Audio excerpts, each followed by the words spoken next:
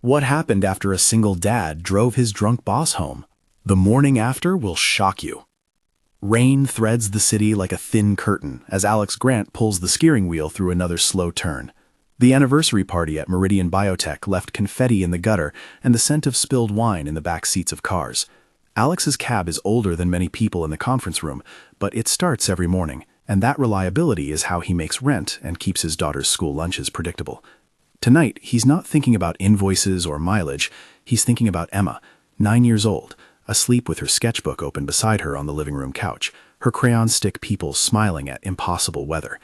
He's thinking about the rule he recites on nights when she asks why they stop for people.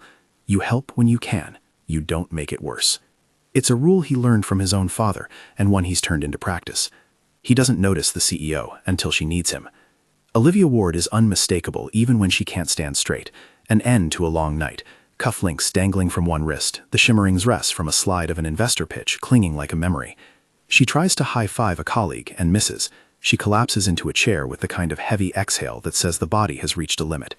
The assistant who usually sorts schedules whispers something frantic into her phone and says Alex's name with the same breath as a request.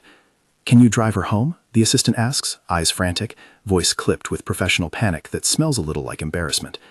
Alex doesn't think of PR or bad optics. He thinks of the rule. He slides behind Olivia with a blanket from the coat closet, the rain attacking the windshield as if it knows a secret. The ride is short, punctuated by the sound of the wipers and the occasional soft breath from the passenger seat. Olivia rests her head against the window like a child on a parent's shoulder. At the gate to her penthouse, Alex helps her up the steps, steady as a handrail. He carries her over the threshold as if she were a fragile package. At the bedroom door, he looks down at her and sees trust in a state of exhaustion rather than intent. He tucks her into a high thread count bed with the careful motions of someone who has tucked in a sick child. He leaves a glass of water on the nightstand, a small slice of aspirin within reach. He sits on the living room couch, sleeves rolled, opens his phone to tell Emma he'll be home later, and waits. He does not linger where he shouldn't. He does not touch. He does not take. He watches a muted late-night show between glances at the door. When Olivia murmurs something indistinct and turns, he breathes out. He probably falls asleep, or maybe he drifts. The couch is fine. The next morning arrives with light, impartial and sharp. Sun filters through the penthouse curtains into a living room that smells faintly of floral perfume and cold coffee. There's a glass of water on the nightstand, 3 aspirin tidied into a little paper fold. Olivia wakes first, groggy and with a face that doesn't match the suit she wore last night. She opens the bedroom door and finds Alex in the kitchen, shirt buttoned, coffee in hand, a clean white button near his collar catching a sliver of light, as ordinary as anyone's morning. They exchange a few awkward comments. "Thanks, you're welcome. This is all fine." She struggles up to the board call on her laptop. He waits on the couch. The world outside is already tipping into business. Emails, a muted call pinging through the glass like rain. The assistant pops in and mumbles about last night's cleanup. Nothing feels sinister. It smells of ordinary responsibility. But small images travel fast. An image is sent out of context. A close-up of Alex arriving at the bed, Olivia's hair thrown across a pillow, his hand steady on her shoulder. It is cropped, brightened, given a headline inside the company chat that reads, "Why is the driver in the CEO's bed?" The caption is sharper than the reality. The person who cropped it, anonymous at first, doesn't send the uncut footage. The edited frame becomes the new story. Gossip is a wildfire with no respect for facts. It feeds on what is short and sensational. Within hours, chat threads gather momentum. A forwarded image balloons into accusations. The assistant's whispered panic turns into typed concern. Coworkers in different departments exchange messages laced with exclamation points and question marks. Is that him? What happened? Was there a complaint? An HR inbox fills with concerned notes. Not all messages are mean-spirited. Some are protective, some alarmed, but all of them speak a single language: doubt. Alex notices the difference the next time he steps into Meridian's glass atrium. The security guard who used to nod at him doesn't meet his eyes. He feels the cold geometry of the cafeteria tables as if they're arranged to keep him out. Phones buzz with tiny screens of gossip. A colleague who used to joke about traffic crosses the room instead of passing his desk. The rumor machine prefers swift certainty to patient investigation. HR calls him to a closed-door meeting. They use phrases that sound like professionalism because they must sound professional. Allegations have been made, they say. Pending an internal inquiry, you will be placed on administrative leave. It's a polite emergency, an HR speak way to put your day-to-day life on hold. Alex's badge access goes dark on the way out the door. Things that look like privacy are actually distance, a badge turnstile, a line line in an email, someone untagging him from last night's group photo. At home, Emma shields a pop-up of the chat on a tablet with her small hand, trying not to listen but curious anyway. "Dad," she asks, eyes round as marbles. "Did you do something bad?" He crouches to meet her at eye level. He sees the question like a blow. He smooths a finger through her hair. "No," he says simply. "I did what I was supposed to do. I helped someone get home." Emma looks at the stick figure family she drew earlier. Her dad, a small house. She folds it into her pocket like a talisman. "Okay," she says, trusting him the way children trust when everything else is a rumor. When he tells her he'll be back soon, he believes it. But the suspension is a hollow knock to income, routine, dignity. The bills keep coming with the same indifference as the rain. Inside the company, the story metastasizes in ways that are calm and structural. Emails to HR, a complaint form uploaded, a rumor-laden Slack thread that someone screenshots and sends to others with private messages attached. The anonymous sender files an edited photo to a group that includes the board. It travels up the ladder, where reputations are especially delicate. The board hears whispers about optics and risk. They fume at the possible headlines. The assistant bursts into tears in her car, certain she is responsible. Rumor's architecture is simple. Shocking image plus no context equals a narrative that fills itself in. Olivia Watson, no, Olivia Ward, wakes with a hangover that feels larger than pain. She opens the laptop and sees the edited image forwarded to an executive group chat with a line that says, "We need to address this.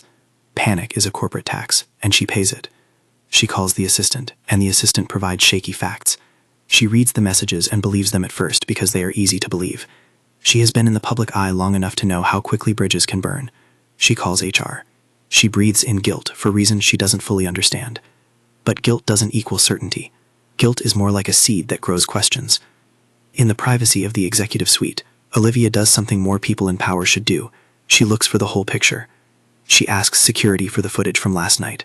She opens a window and finds a mosaic, multiple angles, hallway cams, the time-stamped elevator, the foyer camera, the hallway at 1:23 a.m., 1:25 a.m., the living room nest at 1:28 a.m.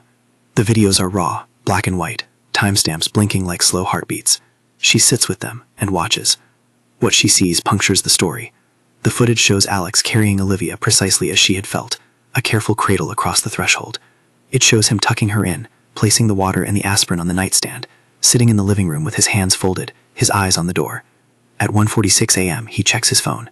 At 2:17 a.m., he doesn't move. At 4:10 a.m., he sits up, stretches, and quietly leaves the floor on which he slept to go to the bathroom, then returns to the couch. The video picks up his phone screen, a message to Emma that says, "I'm on my way soon." The audio is faint, but at 1:31 a.m., you can hear Olivia whisper, half sleep, something that sounds like, "Don't leave me like he did." It is a slurred memory of someone calling out a pain from their past, not an invitation to anything. Olivia watches the footage 3 times. Each replay adjusts the angle of her heart. The raw, unedited feed strips the rumor of its color. The edited image, enhanced, cropped, looped with dramatic music, had turned a quiet, protective act into a damning insinuation. The footage makes clear what the cropped still could not. Alex did nothing but keep watch. He does not enter the bedroom once Olivia is asleep. He doesn't flirt. He doesn't linger where he shouldn't. He protects boundaries by instinct. Guilt flips into a resolve. Olivia thinks of the assistant's hands, the board's potential reaction, the company's culture of immediacy that had allowed an edited image to do more harm than 1,000 careful conversations. She thinks of the tiny way people are likely to believe the worst because it's easier to believe than mundane goodness. Her next call is to HR, but it's not a request for a quiet clarification. She asks for an all-hands meeting. She writes a short, careful email to the board explaining that she has reviewed the unedited footage and would like to address the company in person at the earliest hour. She knows the cost of such a move. It will force the company to expose its own gut reaction to rumor. It will also force people to confront the mechanisms that allowed a lie to circulate. She chooses transparency. But the rumor machine doesn't wait for company meetings. It moves faster, fueled by the speed of messages. Someone, angry, frightened, or opportunistic, uploads the edited photo to a public channel. Anonymous posters begin to ask questions of a morality the company now faces head-on. Alex's phone explodes with text messages he ignores. He hears distantly the same phrase he has been trying to keep at bay. "How could you?" The suspension letter sits on the kitchen table like a final judgment. More than money, what stings is the firewall built around his life by people who never bothered to check the security footage. He has choices now that feel small and precise. He could rage, he could call a lawyer, he could vanish. Instead, he cooks Emma pancakes with syrup in the shape of little hearts. He tells her about the day they will go to the aquarium, in an attempt to make the coming days into something not entirely defined by rumor. He straightens the stick figure house he keeps on the fridge and pins it carefully where he can see it when he leaves for interviews or waits for messages from HR. He sits down at the kitchen table and folds his hands the way he folded them on the couch last night. Waiting has an internal dignity to it. It says more about character than any posted image. Inside the company, the mood is brittle. The assistant crushes a paper cup in her hand and tells anyone who will listen that she doesn't understand how a simple help could become so misconstrued. The rumor mill is not necessarily malicious in every participant. Some are fearful, others are righteous, others merely curious. HR collects statements, logs messages, and follows a process that is methodical but not invulnerable to influence. The board discusses reputational risk like a chess game. The company lawyers advise caution. Suspension pending investigation is written into a policy manual and executed like a machine. Olivia can't let things stand. On the morning she plans to speak, she walks through the atrium and watches employees whispering as if they are watching a play's intermission. Their eyes flit to Alex's absence like a question mark. She steps into the auditorium where the meeting will be held and looks at the screen. Bright, ready. A blank canvas for truth or for spin. She has rehearsed nothing of what she will say, because rehearsed words can sound practiced. She wants to sound accountable. When she takes the stage, her voice is thin at first. She speaks of immediacy, of responsibility, of the human costs of rumor. Then she plays the footage. It is unglamorous. Grainy footage, timestamps marching in the corner, the hallway camera catching little details, a coat catching on a banister, a socked foot, the way Alex's shoulders set with the care of someone who knows how small choices become big ones. There is no dramatic score. There is the faint, unprocessed audio of Olivia's slurred phrase, which lands in the room like a confession of a different hurt. The auditorium watches itself watching. Those who had been sure enough to whisper now see what they had been missing. The edited image, so confident in its lie, shrinks back into being something like a misread photograph. There is a long, aching silence. Some faces redden, shame colored into the features of people who had believed the fasted story. Others look relieved, grateful for the correction. The assistant sits in the front row and puts a hand to her mouth, tears edging her eyes. Olivia doesn't speak for long after the footage stops. When she does, she names the problem without the melodrama gossip encourages. She explains how an edited image had set the story's course, and how that story had consequences. She speaks plainly of the company's duty to protect employees' reputations, and the need for processes that resist the pressure of immediate outrage. Then she says the thing that shifts the room. Alex will be immediately reinstated, the pending suspension nullified, and an internal review will address how such a rumor could have moved so fast. But she doesn't stop at reinstatement. She knows a single act of correction when done privately repairs one life, but does little to change a culture that will produce the same wound again. So she announces something greater. The creation of a new role, a new office tasked with professional standards and ethics, an external-facing position that will oversee training, rumor mitigation, and the human element of workplace conflicts. She offers the job to Alex Grant. People in the room look as if they have been struck by weather. Promotion, especially one so public and symbolic, wasn't on anyone's prediction list. It looks like a gamble. Some of the board members raise eyebrows, but Olivia is resolute. He acted the way we should all hope our colleagues would act, she says. He did not take advantage. He made a choice we should reward. It is a hard, quiet kind of praise. There is more than symbolic value in the choice. Putting Alex in charge of professional standards is a managerial strategy and a moral statement. It sends the message that the company values evidence and the dignity of its people over speed-driven rumor. It exposes a culture to the very people who had suffered under it most directly, and it creates a visible pathway for the company to repair the harm done when gossip outruns process. In the days after the meeting, HR reaches out to individuals who had forwarded or amplified the doctored image. The message is not punitive in tone. It is procedural and corrective. They are asked to participate in retraining sessions. Some, when approached, apologize privately to colleagues whose reputations they helped damage. Some ask through the HR channel for further guidance about how to handle information. Those who had intentionally manipulated the image face firmer consequences, formal reprimands, potential suspension, and in one case a termination where intent was clear. The company does not make these responses theatrical, they are administrative, but they are decisive enough to send a signal. Alex returns to Meridian on a morning that resembles a truce more than a coronation. He walks through the atrium with Emma's stick figure family tucked into his front pocket. Olivia greets him with discomfort first, an apology offered like an admission, and then with the warmth of a person who has learned from her own hasty reactions. There is no theatrical handshake, just a brief, sincere exchange. "I'm sorry," she says. "I didn't look before I judged." He accepts the apology with the reserved dignity he has shown since the beginning. There are no grand speeches. He doesn't need them. He has watched his life become the subject of conversations he didn't ask for. He knows the cost of his choices and their rewards not in promotions, but in the subtle safety of a girl who still believes the world can be kind. He thinks about Emma's small, patient confidence in him. He thinks about work that will matter. His new office is modest, a small room with a view of the city and a bulletin board he drapes with Emma's drawing in a place of honor. It is the first thing visitors notice, because it's both surprising and clarifying, an emblem that people are watching, yes, but also being watched by the simplest moral teacher he knows.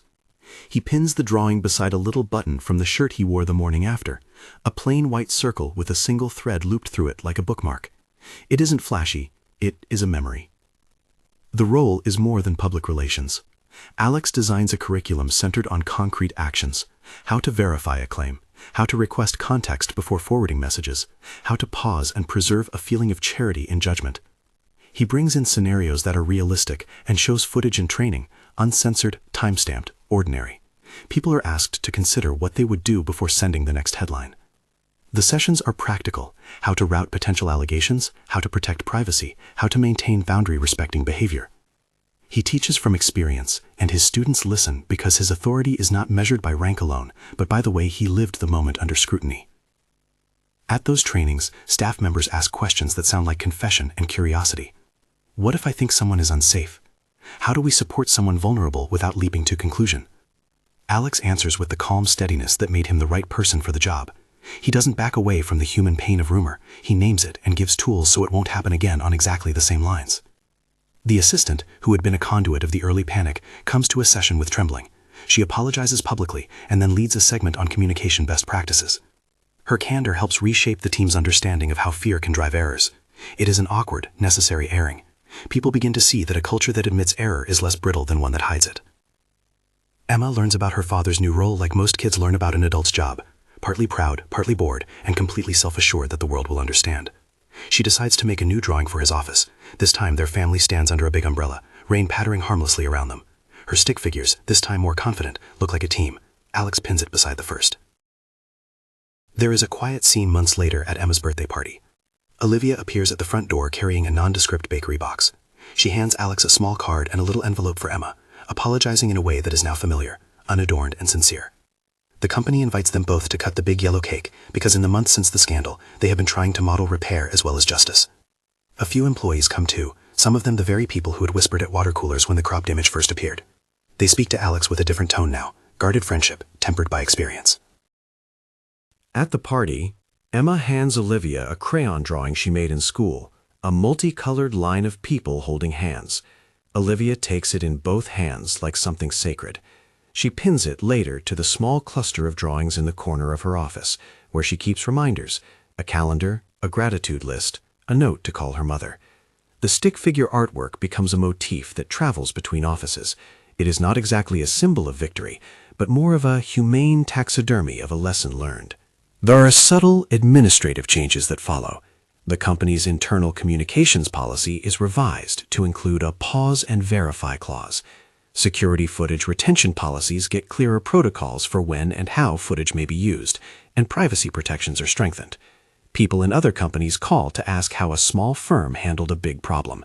But so does something else that's less tangible, a sense of moral humility. People begin to think before forwarding things that might hurt. They ask questions. They make fewer leaps. The rumor had opened a wound, but the company's response, which made a single human standing up for the truth visible, offers a salve, accountability that includes correction, not just discipline. Not everyone is pleased by this route. Some say that reinstating Alex and handing him a role aimed at reform was a risky public relations move. Others argue the board should have acted sooner, but the decision earns quiet respect in places that matter, the communities of employees who now have pathways to voice concerns and to trust that the company will not default to the loudest rumor. Months later, when a reporter asks how a single image nearly became a narrative that destroyed a life, Olivia gives an answer that runs like a clean thread through her public remarks. We owed that man the presumption of evidence. We owed him the dignity of seeing the whole picture. She does not claim moral infallibility. She admits that at first she believed what was easiest to believe. That admission is part of the repair. Alex's life is not seamlessly transformed into comfort. He still worries about bills and about Emma's shoes. He still tips his hat to the same security guard, who now nods with full recognition. But there is also an expanded purpose. In team meetings, he shares a small story, never self-congratulatory, about a night when a stranger trusted him with a fragile human being. He tells it as a parable about choosing to help. People listen the way people listen to someone who has been rightly judged by life rather than rumor. The white button from his shirt, the one that caught the light the morning Olivia saw him in the kitchen, becomes a small talisman. He pins a new button to his jacket on the day he leads his first company-wide training on rumor mitigation. It is no different from other buttons, but in his mind it stitches the night to the future, a visible knot of that morning's truth. Emma grows. At school, she becomes the kind of kid who asks on the playground whether someone needs help, not because she is naive, but because she saw how small acts can have outsized consequences. She brings her father a new drawing of an umbrella with 3 people underneath it. "This is for you," she tells him, and he pins it in his office beside the others. On the anniversary of the night that had nearly been a scandal, the company holds a small lunch where employees gather to talk about the policy changes, the training outcomes, and the way things feel different under the security of new practices. There is no celebratory triumphalism, only the sober recognition that systems must be maintained and cultivated. The board members listen. The assistant who had broken down that first week shares her notes on better communication. The people who had forwarded the edited image speak, some privately, some publicly, and the board handles each case with a measure designed to teach rather than merely punish. One of the most striking things is how the story's shock becomes not a secret finale, but an ongoing demonstration. The company corrected itself in public. That public correction is the shock, because in many places, institutions prefer containment to transparency, avoidance to accountability. Here, Olivia's choice to play the unedited footage changed the tone. The company chose visible repair over invisible penance. It offered a corrective broom instead of a whispering gumshoe. That is the surprise the title promises, and it is the kind of shock that reforms rather than revels. People remember details, the way Alex waited on a couch like an unpaid sentinel, the way a simple image could be manipulated, the low, honest hum of an auditorium at the end of the footage when 100 people understood they had been mistaken. The memory of the silence that followed the footage is what stays with many employees for years, the collective breath held and then released when the truth came into view. There are smaller, human endings that matter as much as executive ones. When he returns home one evening, Alex finds Emma asleep with a new drawing tucked between the covers, a stick figure family under a multicolored umbrella, the lines darker, the faces prouder. He brushes the hair from her forehead, smiling at the certainty of small children. He pins that drawing on his office wall as a reminder of why he had decided, at midnight amid rain, to carry a vulnerable person across an entryway and to sit on a couch in the dark. Olivia and Alex's relationship settles into something like mutual respect, edged with the memory of what nearly happened. They meet in the company kitchen for coffee in the morning sometimes, 2 people with a shared history of error and correction. She visits Emma on a school tour one afternoon and brings a simple bouquet. The child is unimpressed until she sees Olivia take the time to get down on one knee and talk to her about drawing umbrellas. In the months and years that follow, the company quietly tracks fewer rumor-driven incidents. The training programs Alex helped enact are translated into tangible outcomes, slower sharing practices, clearer channels for raising concerns, and a culture that privileges patience over sensation. The moral is not tidy. It does not turn every employee into a saint. People still gossip. After all, humans are gossips by temperament. But the company now has the scaffolding to catch the gossip before it becomes a scaffold for ruin. There are consequences for those who intentionally weaponize information, and there are structures in place to repair reputations. The result is not an erased scandal, but a partnership between policy and people that prevents the next one. What people remember most, though, is the small dignity of one man's quiet decision. Alex's life did not hinge on a dramatic legal fight or on sensational vindication. It turned on patience, evidence, and the willingness of a leader to take responsibility in public. The shock, for the staff and for anyone who watched the footage, is that the truth was not a sensational twist, but a restoration. Lives returned to their proper places, a child reassured, a company chastened into better habits. At the final scene, Emma's birthday, Alex finds a small button on his plate, the same white one from that morning. Olivia raises her glass in a small private toast.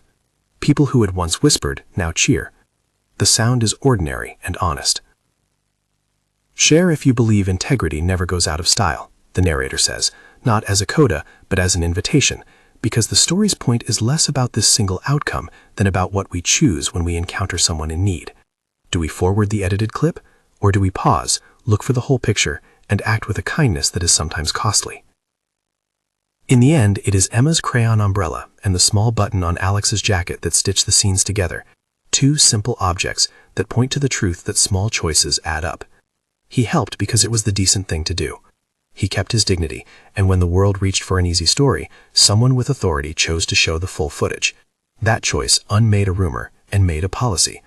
The morning after did not produce a sensational criminal twist. It produced something subtler and perhaps more powerful, a public correction that transformed a company's culture and a family's sense of safety. That is the shock.